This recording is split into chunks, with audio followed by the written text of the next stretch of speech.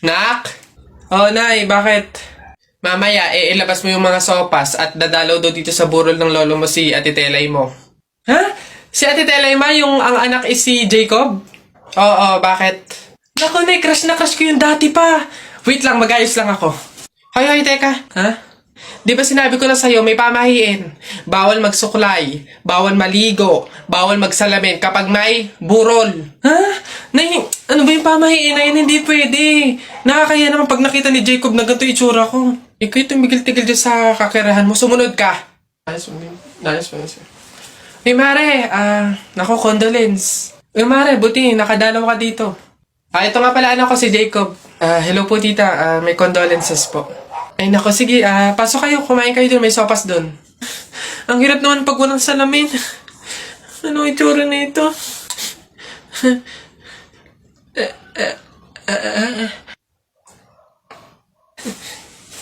Hi, Jacob. Hi. Lintik na pamahiin na yan. Nako, tita, condolence po. Ay, ba't ka naman nakaganyan, tutoy? Nakaasol ka pa. Alam mo namang ibig sabihin nun, pag may borol, masaya ka nung namatayan kami. Baka pwede magpalit ka, ha? Balik ka na lang ulit. Ay, ganun po ba? Sige po, pasensya na po, babalik po ako.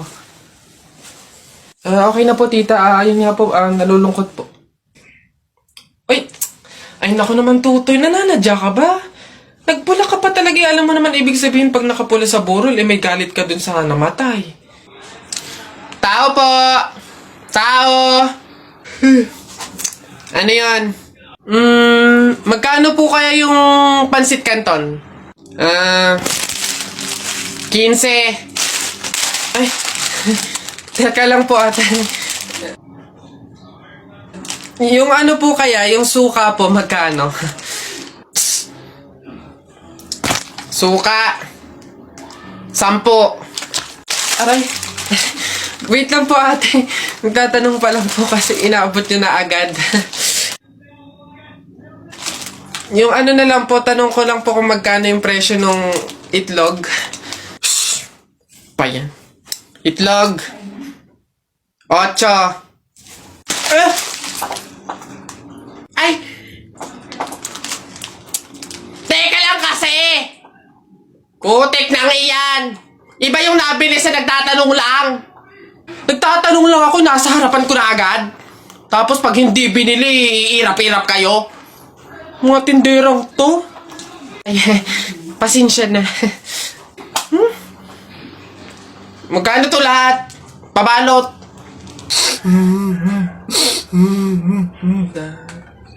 O, ba't ka umiiyak? Si Jepoy kuya, tinalo ko sa flip top. Hindi porke konti lang alam ko sa flip top ang yabang-yabang na. Hina mo naman, para yan lang iiyakan mo. Hindi mo na itanong nung bata kami. Maning-maning sa akin yung mga flip top na yan. Ituro mo sa akin yung Jepoy na yun, ako ka mukha kalaban sa kanya. Eto kuya oh. Oh, sipon. Ikaw pala nagpaiyak sa kapatid ko dahil tinalo mo sa flip top? Ngayon magkakaalaman ako kalabanin mo, ano, G? Sige kuya, basta walang pikunan na. Laki-laki mo eh. Sige, ako unang banat na, Nakita ko nanay mo nasa Hong Kong. Hindi nakauwi kasi ginawa ni King Kong! Talo na! Para yun lang, ito kuya. Nakita ko tatay mo nakatago sa kumot. Pinahidan ko ng kulangot. Biglang naging panon! Kuya? Sus, waepek. Ito, nakita ko tong batang to sa kanto. Binato ko ng trumpo, naging engkanto! Nakita ko nanay mo bumili ng itlog. Binato ko yung ulo, yung bukol, bilog na bilog! Wait lang. May nakalimutan ko, wait lang. Wala ka na pala eh. Ito pa, meron pa ako. Short mo ube, t-shirt mo ube, palakpakan ng bagong pulube!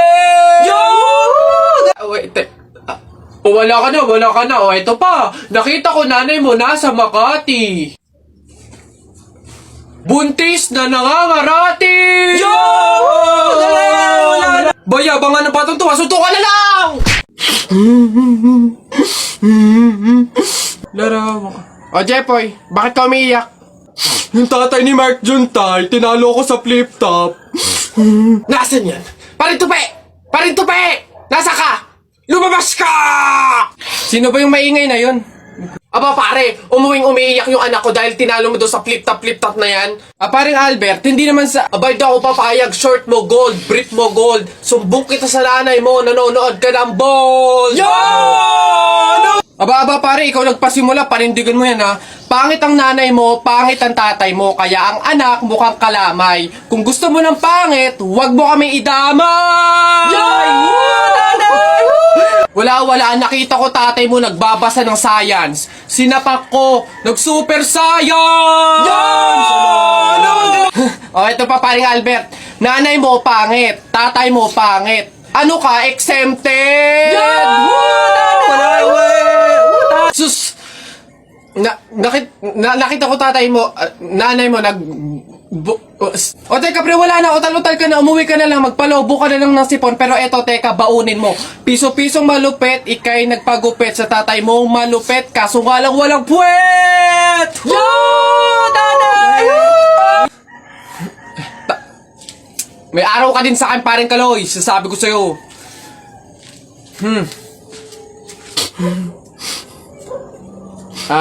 Anak, Jepoy, pasensya na, talo tayo. Ay, boss! Kanin pa nga, dito. Diyos ko, ito na naman itong mga to, bubulos na naman. Singkarang sisiba kumain ang tatakaw, pang 50 at ang kanin na nila to. Diyos ko. Hello again! Ito ba yung mga kanin nyo? Ayan. Ito pa. Okay. Ay, wait lang, boss. Dito pa pala sa kasama ko, mga 5 kanin pa. Tama na naman! Ang sisiba nyo kumain ang tatakaw nyo eh. Tirahan nyo naman yung iba, no? Baka maubusan. Parang mga hindi kayo nakain. Kanina pa kayo dito, ha. Diyos ko po, ang litsan, walang kabusugan. Uwi! Diyos ko, dito na tumira eh. Teka. Nasaan manager nyo? Ganito ba mga empleyado dito? Eto naman si Sir, hindi mabiro. May 3 kaban pa dun sila saing lang. Wait lang. Masyado ka naman seryoso masyado. Gusto nyo lahat ng kanin dito, iuwi nyo na. Ha? Wait lang, teka lang. Dadalhin ko dito pagkasaing, ha? Sige. Ano ba yun? Tagal naman na order ko. Ay, ayun na. Hello, sir. Ito na po order nyo. Oh, ayan. Oh, ayan. Okay na po, 812. Hoy, teka, halika. Ay, sir, ano yan? Bakit dito ako kakain sa daon ng saging? Paltan nyo to. Nasaan ba yung manager nyo? Tawagin nyo nga. Ay, sir, good day po. Ano pong problema dito? Yan kasing service crew nyo, ay dito ako papakainin sa dahon ng saging. Ay, sorry sir, mali yung naibigay. Dahon ba yun ng saging? Mali, dito pala dapat. Yan. Sa plastic kayo kumain. Ababastos nyo ha, ano ba problema ha? Hindi ko kasi alam kung bakit dito nyo ako pinapakain sa mga to. Hindi mo alam, sir? Tignan mo yon. Ha? Oh, di ba, CCTV? Ikaw lang naman yung lagi naming nahuhuling nangunguha ng mga plato namin. Hiyang-hiya naman kami sa'yo, ang kapal na mukha mo. Naubos na yung mga plato namin dahil sa'yo. Hindi ko alam kung bakit ang hilig-hilig yung manguha ng mga kasangkapan ng mga fast food chain. Tapos magtatanong ka pa kung bakit diyan ka namin pinapakain. Swerte mo pa nga may kakainan ka eh. Kainin mo yan. O basta mga pare, ganito ang plano ha. Kapag andun na tayo sa mga inasal, isang PM1 na only rice lang yung o-orderin natin. Isa lang ha. Tapos PM2 na hindi naman only rice. Makakatipid na tayo nun guys kasi doon sa order na only rice tayo hihingi ng mga kanin. G? Okay? G. Oh, good day mga sir. Excuse me, order kami no? PM1 isa na only rice. Tapos, PM2 na hindi naman only rice, 3. Hoy kayo. Sinong maloloko nyo, ha? Wala na kayong maloloko dito. Alam na namin yung mga strategy nyo.